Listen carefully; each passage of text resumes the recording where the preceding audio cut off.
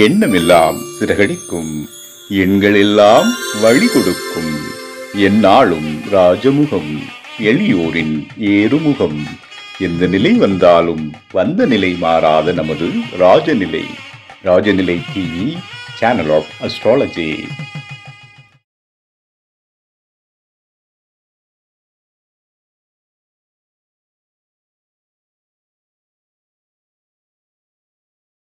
தொடர்ந்து நம் நிகழ்வில் பங்கேற்று நேயர்களுக்கு பல அற்புத தகவல்களை தனக்கே உரிய பாணியில் மிக சிறப்பாக வழங்கி வரும் ராஜநிலை ஜோதிடர் உயர் திரு ஜி சக்திவேலு ஐயா அவர்களை எண்களும் எண்ணங்களும் மாறினால் வாழ்க்கை மாறுமா என்ற அற்புத தலைப்பில் உரை நிகழ்த்த வருமாறு அன்போடு அழைக்கின்றோம்.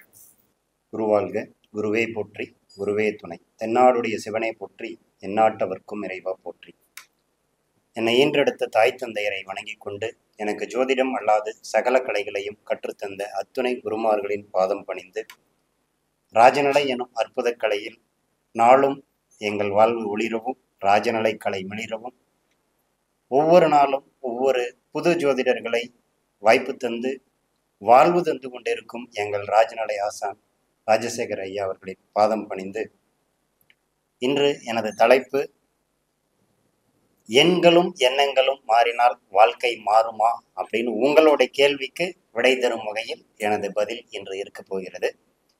பொதுவாகவே உன் நண்பனை பற்றி சொல், உன்னை பற்றி சொல்கிறேன் என்ற ஒரு பழமொழி எல்லோருக்கும் தெரியும். ஆனால் ராஜநிலை என்ற கலை வந்த பின்பு ஜோதிடத்தில் நீங்கள் பயன்படுத்தும் எண்களை சொல்லுங்கள், உங்கள் வாழ்வை சொல்கிறோம் என்ற அளவிற்கு ஒரு அற்புதமாக பலன் சொல்லக்கூடிய ஒரு அரிய சூட்சுமத்தை ராஜநிலை எண் கணிதம் நாளும் ஒவ்வொரு வகையிலும் மெருகேறி கொண்டிருக்கிறது. பலன் சொல்வதில் ஒப்பற்ற ஒரு சேவை செய்கிறது என்பதை கூறிக்கொண்டு எனது உரையை துவங்குகிறேன். ஏனென்றால் எண்களை மாற்றினால் எல்லாமும் மாறும், எண்கள் மட்டுமல்ல எண்ணங்களும் மாறினால் எல்லாமும் மாறும் என்பது எனது ஆணித்தனமான கருத்து. பலரும் வாழ்ந்து கொண்டு இருக்கிறார்கள், மேலும் பலரும் இதில் பயனடைய வேண்டும் என்ற நோக்கில் இந்த தலைப்பை தேர்வு செய்திருக்கிறேன். எண்கள் எண்ணும் எழுத்தும் கண்ணெனத்தகும். ரொம்ப சுருக்கமாக சொல்லிட்டாரு. இந்த எண்ணுக்கும் எழுத்துமே ரெண்டு கண்களை வச்சுட்டாரு. அந்த கண்ணெனத்தகும் அப்படிங்கிறதுல சின்னதாக ஒரு இடைவெளியை சேர்த்துக்கலாம். இரு கண்ணெனத்தகும், ஏன்னா வலது கண் இல்லாமல் இடது கண் இல்லை, இடது கண் இல்லாமல் வலது கண் இல்லை. அதுபோல எண்கள் இல்லாமல் எழுத்துக்களுக்கு பலன் இல்லை, எழுத்துக்கள் இல்லாமல் எண்களை வேல்யூவேஷன் பண்ண முடியாது. அந்த அடிப்படையில் எண்ணும் எழுத்தும் அவசியமே என்ற நோக்கில் உரையை துவங்குகிறேன். பொதுவாக ஒவ்வொரு நபரும் ஒவ்வொரு தேதியில பிறந்திருப்போம்.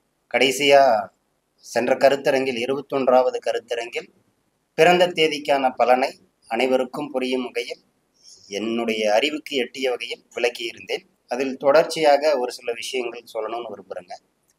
ராஜநிலை எண்களில் ஒற்றைப்படை எண்கள் என்று சொல்லக்கூடிய 1, 3, 5, 7, 9, 11 இது போன்ற வரிசை எண்கள் தவறான இயற்கை சக்தியற்ற எண்களாக ராஜநிலையில் சொல்லப்பட்டிருக்கிறது.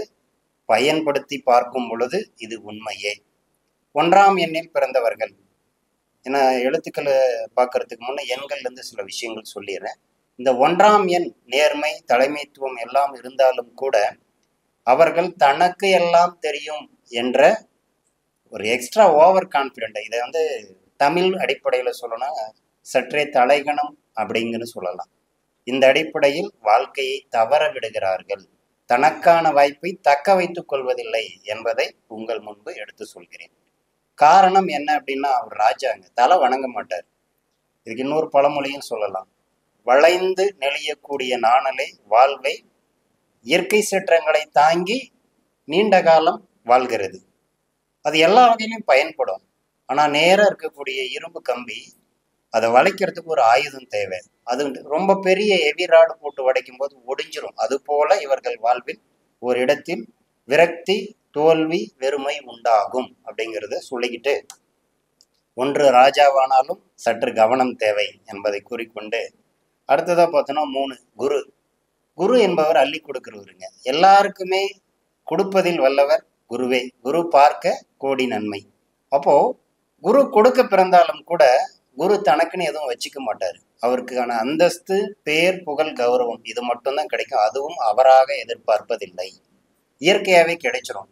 அப்ப தனக்கென எதுவும் தற்காத்து கொள்ளாமல் அனைவருக்காகவும் தன்னை நம்பியவருக்காக வாரி வழங்கும் வல்லமை குணம் குருவுக்கே உண்டு. சரிங்களா? ஸோ அப்போ அவரும் தனக்கான விஷயத்தை எதையும் தற்காத்துக்க முடியாது. உயர்ந்த எண்ணம் படைத்ததாலே குரு அந்தஸ்தை பெறுகிறார். ஆனால் தனக்கென எதுவும் இல்லாததால் குடும்பத்தில் பொருளாதார நெருக்கடி என்ற ஒரு சூழலில் தள்ளப்படுகிறார்கள். பொருளாதாரத்தில் கவனம் தேவை. 5 புதனுக்கு காரகன், வித்யாகாரகன் அப்படின்னு சொன்னாலும் கூட கலைகளுக்கு அதிபதி அப்படின்னு சொல்லக்கூடிய புதனை சொல்லலாம். ஜோதிடத்தில் புதனும் வலுத்தவர்களுக்கு ஜோதிடம் சிறப்பாக வரும் சொல்லுவாங்க. இது சுபிச்சத்தை சொல்லும்.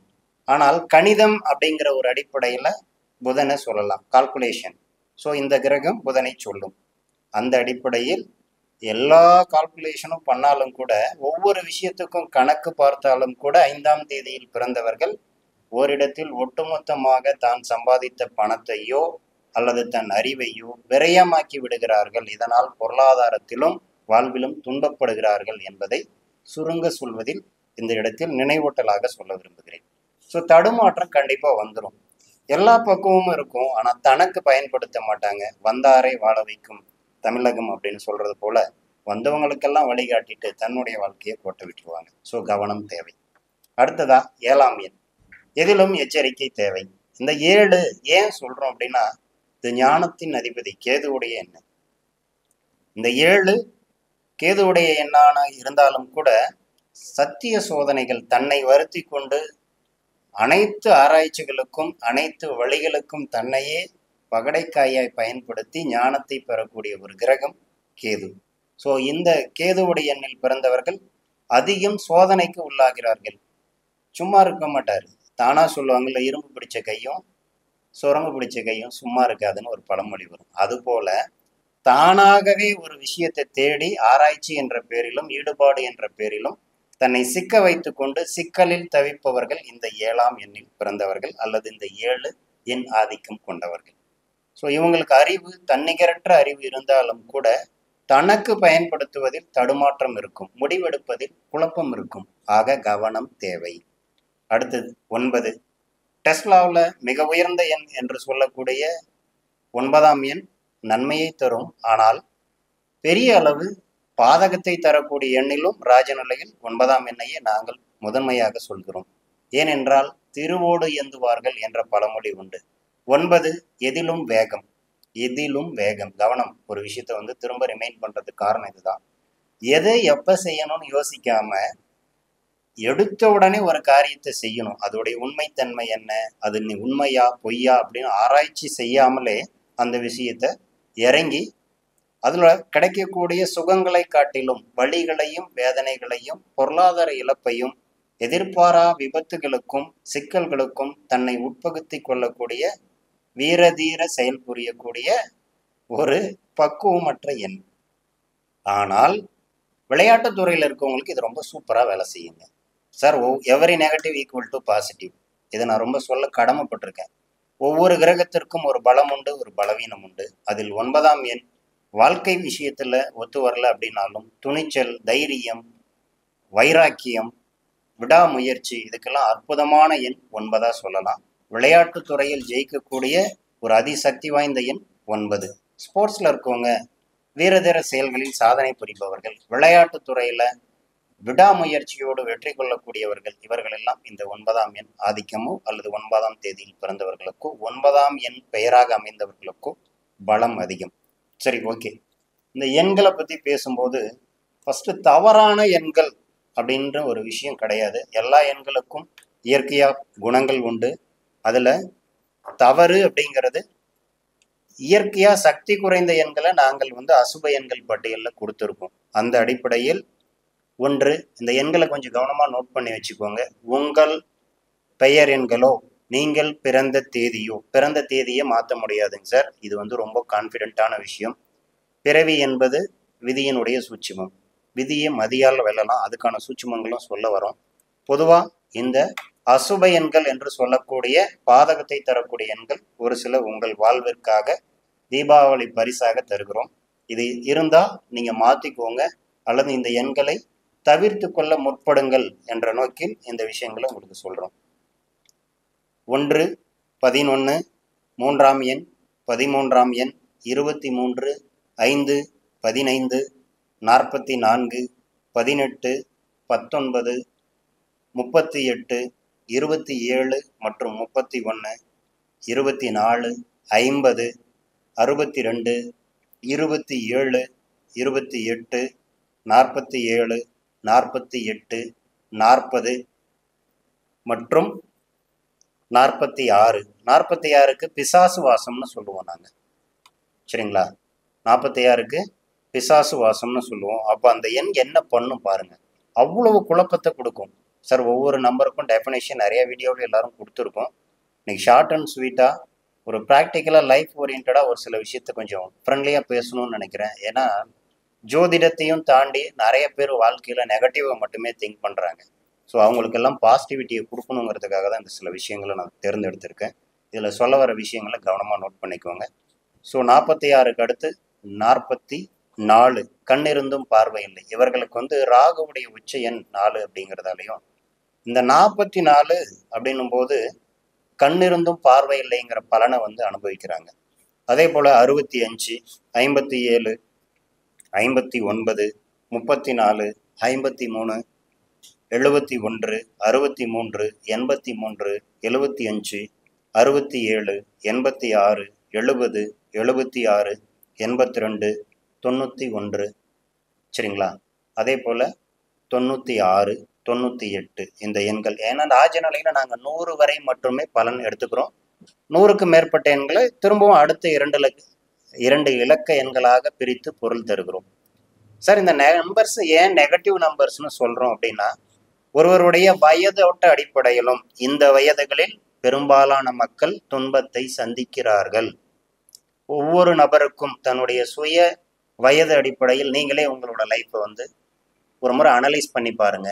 இதில் நிறைய சூட்சமாக உங்களுக்கு தெரிய வரும். இப்போ நான் சொல்லப்பட்ட என் மூலம் சொல்லப்பட்ட வயது உடைய நபர்கள் வாழ்க்கையில் தோல்வி, விரக்தி, ஒரு பற்றற்ற நிலை, பொருளாதார இழப்பு, வாழ்க்கையில் எதிர்பாராத இடர்கள், திடீர் விபத்துக்கள், பண நட்டம், நண்பர்களிடத்தில் ஏமாற்றம், உறவுகளிடத்தில் பகைமை, இது போன்ற விஷயங்களில் சிக்கி தவிக்கிறார்கள் என்பது வயதோட்ட அடிப்படையில் நாங்கள் பலன் பார்த்ததிலிருந்து உங்களுக்கு ஒரு உதாரணமாக சொல்கிறேன். ஸோ ஒருத்தர் வாழ்க்கையில் தொடர் தோல்வி இருந்தால் வாழ்க்கை பிடிக்குங்களா? வாழ்க்கை கசப்பும். ஸோ அந்த கசப்புக்கு மருந்து வேணும். சார், எல்லாருக்கும் நோய் வந்தால் மருத்துவரை பார்க்குறோம். ஆனால் அந்த நோய் தீரக்கூடிய காலத்தையும் கணிக்கக்கூடிய சொல்லப்பட்ட சூட்சமும் ஜோதிடத்தில் இருக்குது. நிறைய பேர் இது திங்க் பண்ணுறதில்ல. டாக்டர்கிட்ட பார்த்தா நோய் ரெடி ஆகிடும். சார், நாங்கள் ராஜ நிலையில் சொல்லக்கூடிய தேதிகளில் நீங்கள் போய் பாருங்கள், உங்களுடைய நோய் தீருவதற்கு இது ரொம்ப சப்போர்ட் பண்ணும். அதே போல் சொல்லப்பட்ட நேரத்தில் நீங்கள் பயன்படுத்துங்க, மருந்து எடுத்துக்கோங்க, இதுவும் உங்களுக்கு சப்போர்ட் பண்ணும். இது இல்லாமல் பல ரகசியங்கள் எண்கள் மூலமாக கொடுத்துட்ருக்கோம். இதில் ஒரு சில எண்களை நான் சொல்லிடுறேன். 16, 32, 20 ஆகிய எண்கள் பொதுவாகவே எல்லோருடைய வாழ்க்கையிலும் மேஜிக் செய்யக்கூடிய நம்பர். நம்ம ராஜநிலையில் சொல்லப்பட்ட மிக உயரிய எண்ணான 88 அப்படிங்கிற எண் எல்லோருடைய வாழ்விலும் அற்புதம் செய்து கொண்டு இருக்கிறது. இங்க 8 8ஆம் மனுஷன் வாழ்வை பிரிச்சுக்கோ அப்படின்னு சொல்லிட்டு ஒரு பாடல் வரும். அப்ப அந்த 8 8க்கு என்ன தொடர்பு அப்படின்னா, ஒவ்வொரு 8லும் ஒவ்வொரு பருவ காலத்தை அடக்கியிருக்காங்க. இது நம்முடைய தமிழ் பண்டைய நூல்கள்ல ரொம்ப தெளிவா விளக்கத்தோட ஆண்களுக்கான ஒரு வயதோட்ட அடிப்படையிலும் பெண்களுக்கான பருவநிலை அடிப்படையிலும் பல புராணங்களிலும் இதிகாசங்களிலும் சொல்லப்பட்டு இருக்கிறது. அதை நான் சொன்னால் எனக்கு தனி அதுக்கு ஒரு கிளாஸ் வேணும். சரிங்களா? ஸோ மற்ற ஒரு நாள் அது விளக்கத்தை பேசுவோம். அந்த அடிப்படையில் இந்த 8 8ஆ பிரிச்சுக்கோ அப்படிங்கிற அடிப்படையில் 8 8க்குள்ள எல்லோருடைய வாழ்க்கையும் அடக்கம் அப்படிங்கிறதால தான் ராஜநிலை எண்களில் இந்த 8 8 அப்படிங்கிற 8ஆம் நம்பரை வச்சு ஒரு பெரிய மேஜிக் அப்படின்னு சொல்லக்கூடிய அளவில் இங்கே எடுத்திருக்கோம். லக்கு வேணும் அப்படின்னா இந்த 8 8 பயன்படுத்துங்க. வாழ்க்கையில் யாருக்கெல்லாம் அதிர்ஷ்டம் வேணுமோ அவர்களெல்லாம் இந்த 8 8, சரிங்களா, 88 88 88 88 இந்த ராஜநிலை எண்களை பயன்படுத்தும் போது உங்கள் வாழ்க்கை பிரகாசமாகும், உங்கள் வாழ்வும் வசந்தமாகும் என்று சொல்லிக்கொண்டு, ராஜநிலை மூலம் தீர்வு உண்டா? சார், தவறான எண்களை பற்றி சொன்னீங்க, அப்போ நாங்கள் இதை எப்படி மாற்றிக்கிறது? உங்களோட கேள்வி அடுத்து நீங்கள் கேட்குறது எங்களுக்கு புரிய வருது. ஏன்னா அடுத்து நீங்களாவே கேள்வி கேட்டுப்பீங்க. சரிங்களா? நிச்சயம் மாற்றம் முடியும். ஒரு நபருடைய குடியிருக்க வீட்டுடைய அளவோ, எனக்கு முன்பாக பேசிய ஐயாங்கெல்லாம் நிறைய எண்களை பற்றி பேசியிருக்காங்க. அதில் வாஸ்து பற்றி ரொம்ப சிறப்பான தகவலை கொடுத்தாரு. அவருக்கும் வாழ்த்துக்கள். எனக்கு முன்பு உரையாற்றிய அத்துணை பேருக்கும் இன்றைய நாளில் வாழ்த்துக்களை தெரிவித்துக் கொண்டு, இந்த ராஜநடை மூலம் ஒவ்வொரு விஷயத்துக்கும் தீர்வு தரக்கூடிய அடிப்படையில் ஒவ்வொரு நபரும் ஆராய்ச்சி செய்து புது புது விஷயங்களை அள்ளி கொடுத்துட்டு இருக்காங்க. அந்த அடிப்படையில் வாழ நினைத்தால் வாழலாம், வழியா இல்லை பூமியில். ரொம்ப அற்புதமான பாடல். புரியுதுங்களா? எவ்வளவு துன்பம் இருந்தாலும் அதுக்கான ஒரு தீர்வு இருக்கும். நான் படித்த வாசகத்தில் என்னை கவர்ந்த ஒரு வாசகம், அதை லட்சிய வரியா நான் எடுத்துப்பேன். பிரச்சனை என்று ஒன்று இருந்தால் அதற்கு தீர்வு என்று ஒன்று உருவாக்கப்பட்டிருக்கும். இதுவரை சாவிகள் இல்லாத பூட்டு உருவாக்கப்படவில்லை. அதுபோல பிரச்சனைக்கு தீர்வு என்று நிலை என்று எதுவுமே இல்லை. தீர்க்க முடியாத பிரச்சனை என்று இதுவரைக்கும் எந்த பிரச்சனையுமே கிடையாது அப்படிங்கிறத ரொம்ப அற்புதமா ஒரு வாசகத்துல படித்தோம். இப்போ உங்களுக்கும் எல்லா விஷயத்துக்கும் தீர்வு தரக்கூடிய சூட்சமம் ராஜநிலையில் உண்டு. சரிங்களா? நம்பி வந்தவர்களுக்கு நல்வாழ்வு தரும் ராஜநிலை ஜோதிடர்களை அணுகி உங்களுக்கான அதிர்ஷ்ட எண்களை நீங்கள் பெற்றுக்கொள்ளுங்கள். உங்கள் வாழ்வை மாற்றக்கூடிய சக்தி ராஜநிலையில் உண்டு. ராஜநிலை இருக்க உங்களுக்கு கவலை எதற்கு? ராஜநிலை வாருங்கள். ராஜநிலை உங்களையும் வாழ வைக்கும், வந்தோரையும் வாழ வைக்கக்கூடிய ராஜநிலை பயன்படுத்தி வாழ்வில் வளம் காணுங்கள். ராஜநிலை ஜோதிடர்கள் அணுகும்போது உங்கள் வாழ்வுக்கான தீர்வு நிச்சயம் உண்டு என்று கூறிக்கொண்டு, அடுத்ததான் பார்த்தோன்னா, நாங்கள் ராஜநிலை ஜோதிடர்கள் அனைவரது வருகையும் நல்லன்புடன் வரவேற்கிறோம். இனம், மதம், மொழி அனைத்திற்கு அப்பாற்பட்டு எண்களால் மாயாஜலம் செய்யக்கூடிய வித்தை ராஜநிலையில் இருக்கிறது. இனம், மதம், மொழி தாண்டி எண்களாலே அனைவரது வாழ்விற்கும் தீர்வு தரக்கூடிய வித்தை ராஜநிலையில் உண்டு. ரொம்ப தெளிவாக சொல்ல விரும்புகிறேங்க. நிறைய பேர் நான் இந்து மதம், நான் கிறித்துவ மதம், நான் முஸ்லீம் மதம். சார், மதம்ங்கிறது தாண்டி எல்லாரும் ரூபாயை எண்ணிக்கையில் தான் எண்ணுறோம். நல்லா புரிஞ்சுக்கோங்க. எல்லா விஷயத்துக்கும் 10ஆம் நம்பர் பஸ்ஸு, 22ஆம் நம்பர் பஸ்ஸு, 4ஆம் நம்பர் பஸ்ஸு, 4ஆம் நம்பர் வீடு, 8ஆம் நம்பர் வீடு, இப்படி எண்களை சொல்லியே நம்ம வாழ்க்கை வாழ்கிறோங்கிறத ஒரு விஷயத்தை புரிஞ்சுக்கோங்க. கிரகங்களுக்கும் எண்களுக்கும் தொடர்புண்டு என்றாலும் கூட எண்கள் கிரகங்களை வழிவு நடத்த முடியாதவர்களும் எண்களை வைத்து வாழ்வில் வளம் காணலாம் என்பதை எங்கள் ராஜநிலையில் சொல்லக்கூடிய சூட்சுமம்.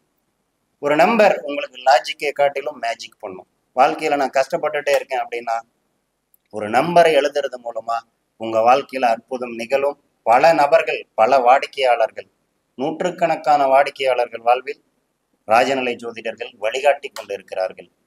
அந்த பட்டியலில் பார்த்து கொண்டிருக்கக்கூடிய வாடிக்கையாளர்களாகிய தாங்கள் அனைவரும் தங்கள் வாழ்வை வளமாக்கி கொள்ள ஏதேனும் ஒரு ராஜநிலை ஜோதிடர்களை அணுகுங்கள். நிச்சயம் உங்கள் வாழ்வு வளமாகும். அடுத்ததா பார்த்தோம்னா, நல்லன்புடன் வரவேற்கிறோம் ராஜநிலை ஜோதிடர்கள். நாங்கள் நல்வாழ்வுக்கு வழிகாட்டுகிறோம் என்று கூறிக்கொண்டு, அடுத்ததா எண்ணங்களை பத்தி பேசலாங்க. எண்களை பத்தி நிறைய பேசியிருக்கோம். கொஞ்சம் எண்ணங்களை பத்தி சோசியலா கொஞ்சம் பேசணும்னு நான் நினைக்கிறேன். இந்த கருத்தரங்கு எண்ணங்களுக்கு அதிக முக்கியத்துவம் கொடுப்பதாய் இருக்க வேண்டும் என்ற நோக்கிலே, உடலில் நோய் வந்தால் மருத்துவரை பார்க்கிறோம், உடலில் நோய் வந்தால் மருத்துவரை பார்க்கிறோம். ஆனால் மனதிற்கு நோய் வந்தால் மனநல மருத்துவரை பார்க்கிறோம். இங்கதாங்க சூட்சுமம். பொதுவாக எல்லா நோய்க்கும் எல்லா டாக்டர்கிட்டையும் போனால் தீர்வு கிடைக்காது. கண் வலிக்கு கண் மருத்துவரிடமும் பல்வலிக்கு பல் மருத்துவரிடம் செல்ல தெரிந்த நாம், நம் பிரச்சனைகளுக்கு எண்கணிதம் என்ற ஒரு துறை இருக்கிறது, அதில் தீர்வு இருக்கிறது என்பதை ஏற்றுக்கொள்ள மறுக்கிறோம். காரணம் அறியாமை, புரியாமை, நம்பிக்கையின்மை. இன்னமும் வேடிக்கை பார்க்குற கூட்டம் வேடிக்கை பார்த்துக்கிட்டு தான் இருக்கு. ஆனால் இந்த எண்கணிதத்தை பயன்படுத்தி வெற்றி அடைகிற கூட்டம் மிக பிரம்மாண்ட வெற்றியை நோக்கி பயணிச்சிட்டு இருக்கு. புரியுதுங்களா? எங்களுக்கெல்லாம் வாழ்வு தந்த இந்த ராஜநிலை எல்லோருக்கும் வாழ்வு கிடைக்க வழிகாட்ட வேண்டும் என்ற நோக்கிலேயே மாதந்தோறும் இந்த கருத்தரங்கில் எங்கள் அனுபவங்களை உங்களுக்கு பகிர்ந்தளிக்க வந்து கொண்டு இருக்கிறோம். பயன்படுத்தி கொள்ளுங்கள். நாங்கள் எல்லாம் பணத்தை செலவு செய்தோம், எங்கள் உழைப்பை மூலதனமாக்கினோம். அதன் மூலம் கிடைத்த அனுபவத்தை உங்களிடம் இலவசமாக பகிர்கிறோம். கொஞ்சம் உள்ளுணர்வோடு யோசிச்சு பாருங்க. எங்க வேலையை பார்த்துட்டு நாங்க சம்பாதிச்சுக்கிட்டு போயிட்டே இருக்கலாம். ஆனா விழிப்புணர்வு ஏற்படுத்த வேண்டிய நோக்கத்திலும் ஒருவருடைய ஆராய்ச்சியை வெளிப்படுத்தும் நல்லெண்ணத்திலுமே உங்களுக்கு இந்த விஷயங்களை பகிர்ந்தளிக்கிறோம். புரியுதுங்களா? அப்போ உங்கள் பெயரில் குறை இருந்தால் எண்கணித ஜோதிடரை அணுகுங்க. வாஸ்துவில் குறை இருந்தாலும் வாஸ்து அடிப்படையில் உங்களுடைய நிலைவாசல் வீட்டு அளவுகளை ராஜநிலை ஜோதிடர்களாகிய நாங்கள் எண்கணிதம், பெயரியல், கைபேசி எண், வாகன எண், ஏடிஎம் பின் எண் உள்ளிட்ட ஒரு மனிதனின் அத்தியாவசிய தேவைகள் அனைத்தையும் பூர்த்தி செய்யக்கூடிய ஒரு காம்ப்ளிமெண்டரி கிஃப்டா நாங்க செயல் கொடுத்துட்டு இருக்கோம். உங்களுக்கு சப்போர்ட் பண்ணிட்டு இருக்கோங்கிறத ஃபர்ஸ்ட் அண்டர்ஸ்டாண்ட் பண்ணிக்கோங்க. புரியுதுங்களா? அப்போ உங்க வாழ்க்கையில நான் பாரம்பரிய முறையில பார்த்தேன், பிரசன்ன முறையில பார்த்தேன், மற்ற ஜோதிட முறைகள்ல பார்த்தேன், ஆனாலும் ஏதோ ஒரு குறை இருக்கிறது, அது என்னவென்று எனக்கு தெரியவில்லை என்பவர்கள் தயவு செய்து ராஜநிலை ஜோதிடர்களை அணுகி ஒரு ஆலோசனை பெறுங்கள். உங்கள் வாழ்விற்கு நிச்சயம் நல்வழி கிடைக்கும். ஏன் இந்த விஷயத்தை எண்ணங்களோட கம்பேர் பண்றோம் அப்படின்னா, வாழ்க்கை அழகானால் எண்ணம் அழகானால் வாழ்க்கை அழகாகும், எண்ணம் அழகானால் வாழ்க்கை அழகாகும். எதுவுமே நல்லதா நடக்கணும்னா ஃபர்ஸ்ட் நம்முடைய எண்ணத்துல பாசிட்டிவ் திங்கிங்கை விதைக்கணும். புரியுதுங்களா? அப்போ வெறுமனே எனக்கு நான் அதிர்ஷ்டமற்றவன், எனக்கு நான் போனா எனக்கு கடவுள் எத்தனை கோயில்ல கும்பிட்டாலும் எனக்கு நல்லது மட்டும் எனக்கு மட்டும் செய்ய மாட்டாரு, இப்படி சொல்லி தாழ்வு மனப்பான்மையில் இருக்கக்கூடிய நபர்கள் கொஞ்சம் சிந்திச்சுக்கோங்க. உங்களுடைய சிந்தனையே உங்களை வழிநடத்தும்.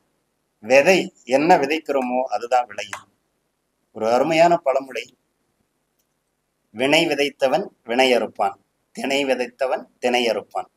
அங்கேயே சொல்லிட்டாங்க பழங்காலத்திலேயே. அப்ப நீங்க என்ன விதைக்க போறீங்க? நல்லெண்ணத்தை விதைங்க. புரியுதுங்களா? நாங்க சொல்ல வர ஒரே விஷயம் அதுதான்.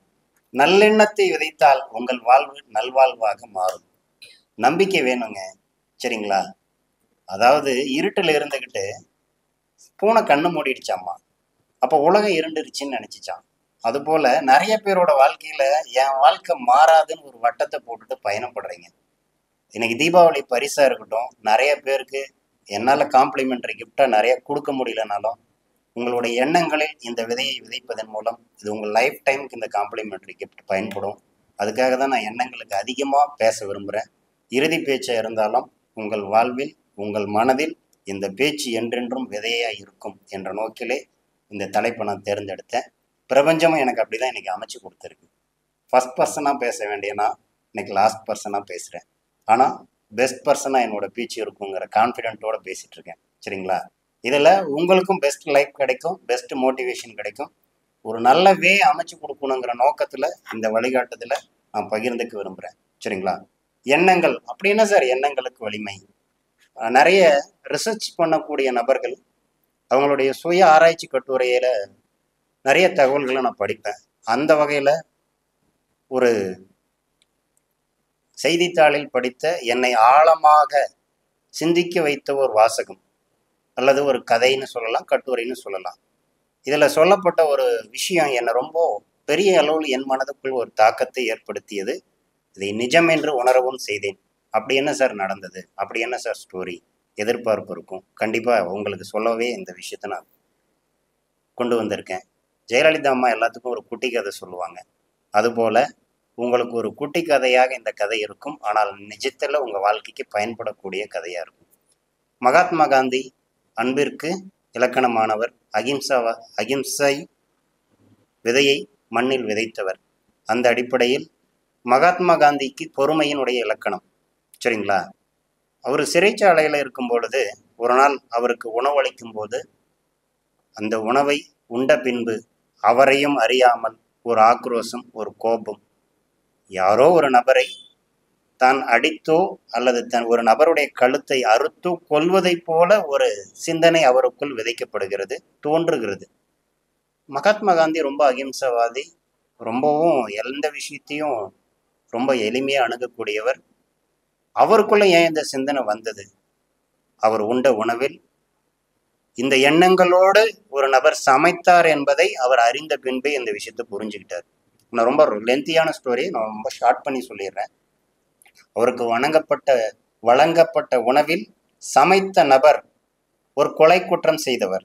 அவர் கழுத்தை அறுத்து சிறைச்சாலைக்கு வந்த நபர் உணவு சமைக்கும் போது நான் செய்தது தவறு என்பதை நினைக்கும் போது இந்த எண்ணம் அந்த உணவில் விதையாக விருட்சமாவே வளர்ந்துருது. அதை சாப்பிட்ட காந்திக்கு இந்த உணர்வு தோணுதாமா. சரிங்களா? அப்போ நெருப்பில் வெந்தும் கூட அந்த எண்ணம் மாறவில்லை என்பதை உங்களுக்கு கருத்தாக சொல்லவே இந்த விஷயத்தை நான் உதாரணமா சொன்னேன். இப்போ எவ்வளவு வலிமையானது எண்ணங்கள் பாருங்களேன். அப்புறம் புரிஞ்சுக்கிட்டு வேண்டாம் எனக்கு அந்த உணவு அப்படின்னு கூப்பிட்டு கேட்டுட்டு காந்தி அந்த உணவு புறக்கணிச்சுட்டாராமா. இது போல நம்ம ஒவ்வொரு வாழ்க்கையிலையும் ஏதேனும் ஒரு சின்ன விஷயத்த, ஒரு கஷ்டத்தை நினைச்சு முன்னாடி வச்சுக்கிட்டு கவலைங்கிற பெரும் துன்பத்தில் நம்மை நாமே கட்டுப்படுத்தி கொண்டு வாழ்க்கையை நகர்த்திட்டு போறோம். அதுவும் கூட நகர்த்துறோமா அப்படின்னு தெரியல, நிறுத்தி வச்சுக்கிட்டு பேசிட்டு இருக்கோம். ஸோ உங்களுடைய எண்ணங்கள்ல நல்லெண்ணங்களை விதையுங்கள். என்னால் முடியும் என்று நம்பு, அதுவும் உன்னால் முடியும் என்று நம்பு. நான் சொல்லக்கூடிய ஒரே வாசகம் அதுதான். வாழ்க்கையில எல்லா துன்பத்தையும் 3 லாஜிக்குள்ள அடக்கிக்கோங்க. இன்று என் வாழ்வில் நான் தினம் தினம் பயன்படுத்தக்கூடிய 3 எழுத்து மந்திரம்: இழுத்துப்பிடி, விட்டுப்பிடி, விட்டு விடு. எந்த செயலானாலும் சரி, ஒரு விஷயம் உங்களால அடைய முடியல அப்படின்னா அதுக்கான முயற்சி எவ்வளோ பேலன்ஸ் பண்ணி இழுக்க முடியுமோ இழுத்து பிடிங்க. கிடைக்கவே இல்லை, ரொம்ப நாள் இது பின்னாடி ஓடிட்டு இருக்கேன், எனக்கு அமையல அப்படின்னும் போது அதை கொஞ்சமா ஒதுக்கி வச்சு கயிறு லூஸ் விட்டு பிடிங்க. அதுவும் அமையவே அமையல அப்படின்னும் போது விட்டுட்டு அடுத்த வேலையை பாருங்க. உங்க வாழ்க்கையில ஜெயிக்க முடியும்.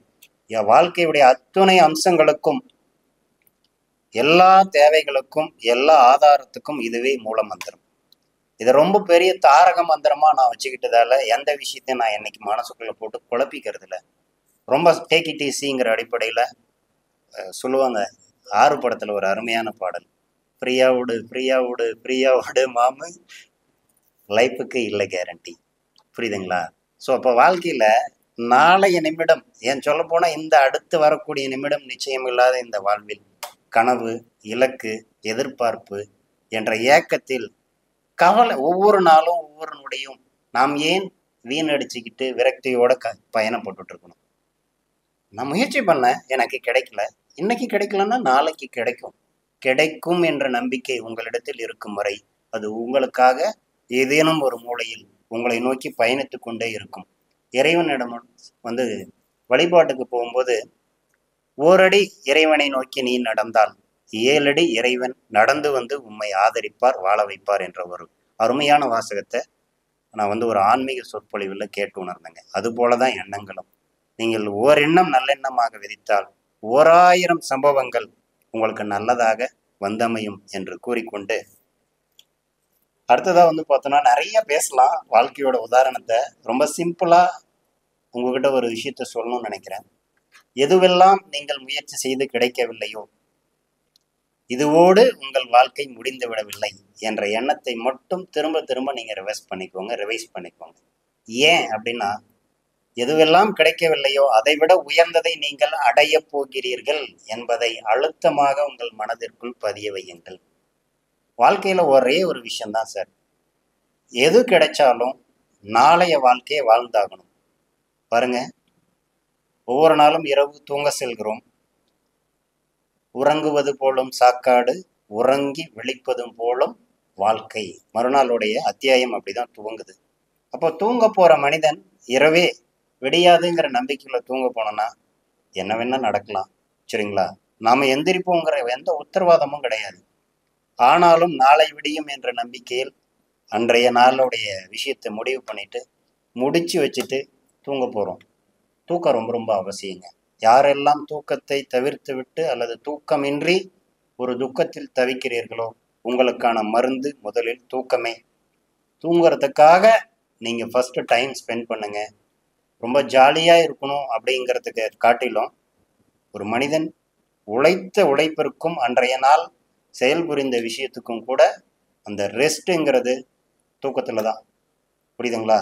தினசரி தூக்கம் என்ற ஒன்று இல்லை என்றால் மனிதன் அடுத்த நாள் வாழ்க்கையை ஒரு முறையா செயல்பட முடியாது. அதுக்கான அங்கீகாரம் கிடைக்காது.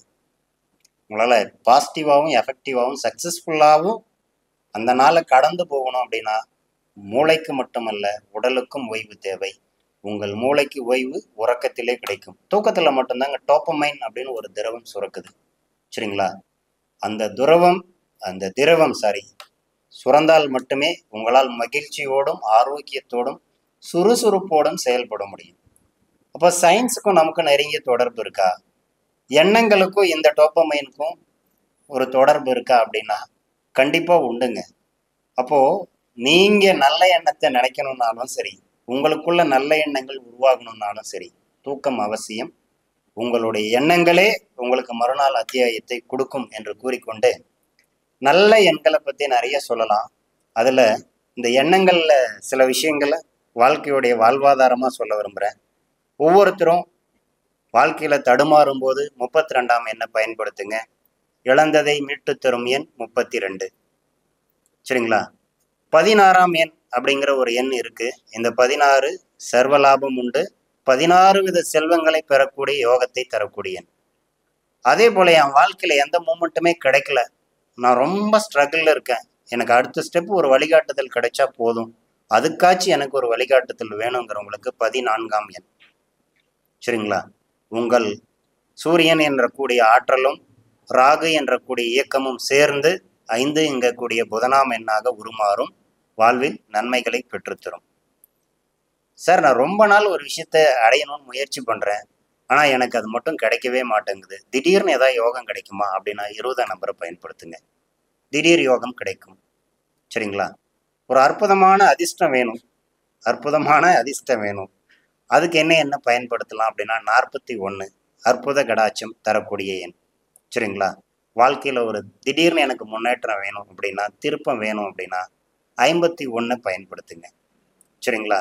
பெண்கள், என்னுடைய இந்த பிறவி சேவை செய்வதற்கும் குடும்பத்திற்கு உழைக்கிறதுமாவே போச்சு, ஆனால் எனக்கான அங்கீகாரம் கிடைக்கல, நானும் ஒரு பெண்ணாக, ஒரு அங்கீகாரம் உள்ள பெண்மணியாக இந்த சமுதாயத்தில் வலம் வர வேண்டும் என்று, பெண்ணுக்கான அதிகாரம் வேண்டும் என்று நினைப்பவர்கள் அனைத்து பெண்மணிகளுக்கும் 66 அற்புதமான ஒரு எண். பெண்ணுக்கான ராஜ்யம் வேணும்னா அந்த ஒவ்வொரு பெண்மணிகளும் 66ஐ பயன்படுத்தலாம். சார், நான் கோவிலுக்கு போகிறேன், ஆனால் ஒரு மனநறிவு கிடைக்கல, எனக்கு தெய்வ கடாட்சம் ரொம்ப குறைவாக இருக்கோ அப்படின்னு நீங்கள் நினச்சி ஃபீல் பண்ணுறீங்க அப்படின்னா, கோவிலுக்கு போகிறதுக்கு முன்னவே உங்கள் கையில் சுக்கிரமேட்டில் 68ங்கிற எண்ணை எடுத்து எழுதிக்கிட்டு போங்க. அல்லது இறை வழிபாட்டுக்கு முன்பு இல்லத்திலோ உள்ளத்திலோ அந்த எண்ணை ஒரு முறை நினைவூட்டல் பண்ணிக்கோங்க. இது தெய்வ கடாட்சத்தை தரும். 68 தெய்வ கடாட்சம் தரக்கூடிய எண். ஒவ்வொரு வாழ்க்கையிலும் எல்லா எண்களையும் நிறைவா பல விஷயங்கள்ல சொல்லலாம், ஆனால் குறிப்பிட்ட எண்கள் மட்டுமே அதி அற்புதம் வாய்ந்த எண்கள். ஸோ 68 தெய்வ கடாட்சம் தரும். சரிங்களா? என்ன ஐஸ்வர்யத்தோட வாழ விரும்புகிறேன், எனக்கான என்ன சொல்லுங்க அப்படின்னா 95. ஐஸ்வர்யத்தோடு வாழ 95 பயன்படுத்தலாம். எனக்கு வண்டி வாகன சேர்க்கை வேணும், வாழ்க்கையில் சுபிட்சம் வேணும், ரொம்ப நாள் என்னுடைய கனவு சார் ஒரு வண்டி வாங்கணும், இது என்னால் வாங்க முடியல அப்படிங்கிறவங்க 73 மற்றும் 93. அவரவர் ஜாதகத்திற்கு இந்த எண்கள் மாறுபடும், ஆனால் பொதுவாக இந்த எண்கள் சுபிட்சம் தரக்கூடிய எண்கள். இதை பயன்படுத்துங்க. உங்கள் வாழ்க்கையில் நீங்களும் ஒரு வாகனத்தை வாங்க இந்த எண்கள் பயன்படும். சார், 34, 38, 94, 98 இது போன்ற எண்களை நீங்கள் பயன்படுத்தினால் உடனடியாக இந்த எண்களை தவிர்க்க பாருங்கள். அல்லது உங்கள் வீட்டோட டோர் நம்பர் இதில் இருந்தால் பக்கத்தில் ஒரு பெரிய ஸ்டிக்கர் 32, 68 இது போன்ற உங்களுக்கு யோகம் தரக்கூடிய ஏதேனும் ஒரு எண்ணை ராஜநிலை ஜோதிடர்களை அணுகி உங்கள் கதவு எண்ணுக்கு பக்கத்தில் பெருசாக இந்த நம்பரை ஒட்டிக்கோங்க. சரிங்களா? நெகட்டிவ் வைப்ரேஷன் இதை தடுக்கும். ரொம்ப சூப்பராக வேலை செய்து வாஸ்து ரீதியாக குற்றமுள்ள வீடுகளுக்கும் கதவு எண்ணில் அந்த குடும்பத்தில் யாருமே வாடகைக்கு வந்தால் கூட தங்க மாட்டேங்கிறாங்க அப்படிங்கிற வீட்டுக்கும் இது போல் ஸ்டிக்கர்ஸை கொடுத்து அந்த வீட்டுக்கு வாடிக்கையாளர்கள் வாடகைதாரர்களை வரவைத்து வளர்ச்சி கண்டு இருக்கிறோம், வளர்ச்சிக்கான துணை புரிந்திருக்கிறோம். ஸோ உங்கள் லைஃப்லையும் இது பயன்படும். ஓகேங்களா? நீங்களும் பயன்படுத்திக்கோங்க. அடுத்ததாக பார்த்தோம் அப்படின்னா 32 எனக்கு நோய் இருக்குது, நான் எப்போ அதுலேருந்து பிரச்சனைகள்லேருந்து வெளியே வர்றது, எனக்கு கடன் இருக்குது, இதுக்கு ஏதேனும் ஒரு நல்ல தீர்வு கொடுங்க அப்படின்னு கேட்குறவங்களுக்கு இந்த 32 ரொம்ப அற்புதமாக வேலை செய்யும். இழந்ததை மீட்டு தரும் எண். சார், நான் என்ன இழந்தோம்? ஒவ்வொருத்தரும் பாருங்க, ஒவ்வொரு வகையில் இழந்துடுறோம். பணத்தை இழக்கிறோம், வாழ்க்கையை இழக்கிறோம், நட்பை இழக்கிறோம், நல்ல ஒரு மனைவி அல்லது காதலன் காதலி இது போன்ற யாரோ அவங்கவுங்க பார்ட்னர்ஸை இழக்கிறோம். இப்படியெல்லாம் என்னெல்லாம் நீங்கள் வந்து மிஸ் பண்ணிட்டீங்களோ அதை ரெக்கவர் பண்ணுற நம்பர் சரிங்களா 32 ரொம்ப சூப்பராக வேலை செய்யும். என்னுடைய வாடிக்கையாளர்கள் பெரும்பாலான நபர்களுக்கு தைரியமாக இந்த நம்பரை நீங்கள் பயன்படுத்துங்க, வெற்றி காண முடியும் என்று சொல்லி பல அற்புதங்கள் நிகழ்ந்திருக்கு. ஒரு நபர் 25 ஆண்டு காலமாக சொத்து வாங்க முடியல. அவருடைய சொத்து ஸ்தானத்தில் இந்த 32 அவர் ஜாதக ரீதியாகவும் பொருந்தி வந்தது. இதை அமைச்சு கொடுத்தோம்.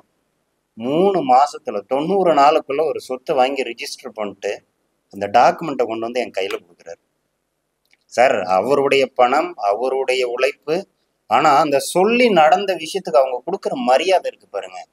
இந்த தொழிலில் வந்தோங்கிறதுக்கு நாங்களாம் ஒரு கெத்தா ஹாப்பியாக ஃபீல் பண்ணுறோன்னு சொல்லலாம். உண்மையிலேயே படிக்காத பிள்ளைங்களுக்கு 32 சப்போர்ட் பண்ணோம். இந்த 32 கொடுத்து அந்த நபர் வந்து கொண்டு வந்து அந்த டாக்குமெண்ட்டை என் கையில் கொடுக்கும்போது நான் ஜோதிடத்துறையில் சாதிச்சிட்டேங்கிற ஒரு தைரியம் எனக்குள்ள கிடைச்சது. இது போல் பல விஷயங்களை சொல்லலாம். புரியுதுங்களா? வாழ்க்கையில் கடன்லேருந்து மீளவே முடியல அப்படிங்கிறவங்களுக்கு இந்த 88 கொடுத்து மிகப்பெரிய அளவில் ரெக்கவர் ஆனவங்க இருக்காங்க. இது போல் நிறைய வரலாறு சொல்லலாம். இங்கே வரலாறு சொல்கிறதுங்கிறது விஷயம் இல்லை, உங்களுக்கு ஒரு வழிகாட்டுதலாக இருக்கணும் அந்த நிகழ்ச்சிங்கிறதுக்காக என்னுடைய அனுபவத்தை பகிர்ந்துக்கிறோம். ஸோ நீங்களும் இது போல் உங்களுக்கான அதிர்ஷ்ட எண்களை உங்கள் ஜாதகப்படி அறிந்து கொள்ள ராஜநிலை ஜோதிடர்களை தொடர்பு கொள்ளுங்கள். யாருக்கிட்ட வேணா கூப்பிடுங்க சார், என்கிட்ட கூப்பிடுங்க, நான் எப்பவுமே சொல்ல மாட்டேன். பொதுவாக பிரபஞ்சம் யாருக்கு இதனை இவர் செய்வார் என அறிந்து அதனை அவர் கண் விட்டு விடலும் பிரபஞ்சமே தீர்மானிக்குது. நீங்க அவங்கள தான் பார்க்க முடியும். சரிங்களா? எல்லாரும் நினைக்கிறவங்களையும் பார்த்து ஜெயிக்க முடியாது அப்படிங்கிற ஒரு விஷயத்த சொல்லிக்கிட்டு உங்களுடைய வாழ்க்கையில நாளும் நல்லது மட்டுமே நடக்க வேண்டும், நல்லதே நடக்கட்டும் என்று கூறிக்கொண்டு என்னுடைய அனுபவ தீபாவளி பரிசாகவும் இருக்கட்டும், இந்த எண்ணங்களுக்கான சில வாழ்க்கை துளிகளாகவும் இருக்கட்டும். சரிங்களா?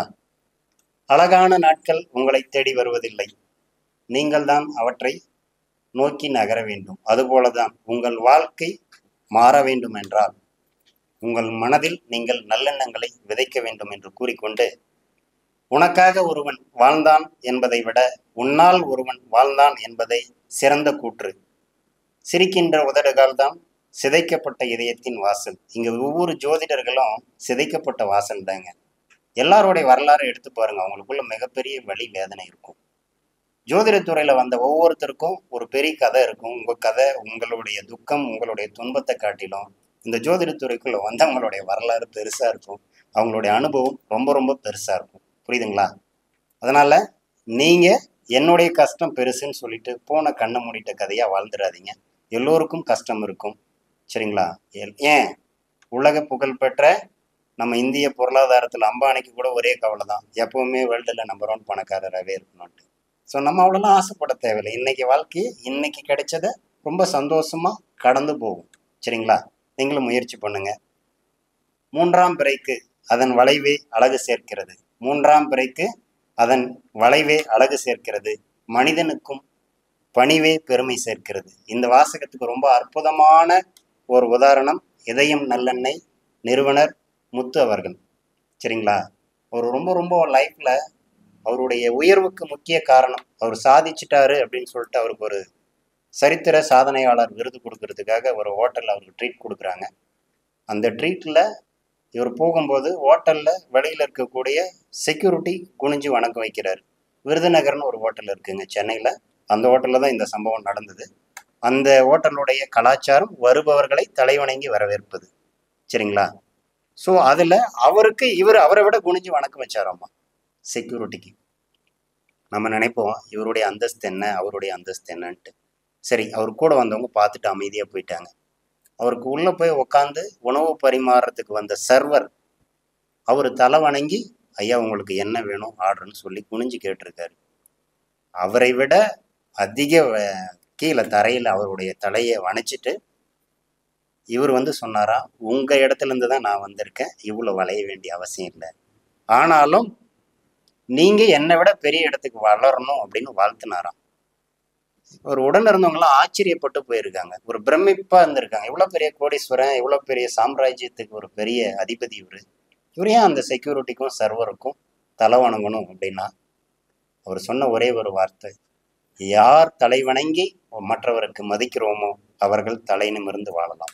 ஸோ உங்ககிட்ட பணிவு இருந்தா, மற்றவர்களை மதிக்கும் குணம் இருந்தால் நீங்களும் உயர்ந்த இடத்திற்கு, மற்றவரை மதிக்கும் இடத்திற்கு, மற்றவர்கள் மதிக்கும் நிலைக்கு நீங்கள் உயர்வீர்கள் என்பதை சொல்லிக்கொள்ளவே இந்த உதாரணத்தை சொல்ல வந்தேன். சரிங்களா? அடுத்த ஒரு விஷயம், இது ஸ்டோரி சொல்றதா இல்லாம அனுபவத்தோட போகணும். சிரிக்க தெரியாதவனும் சிந்திக்க தெரியாதவனும் வாழ்வில் சிறப்பு பெறுவதே இல்லைன்னு சொல்லிட்டாரு.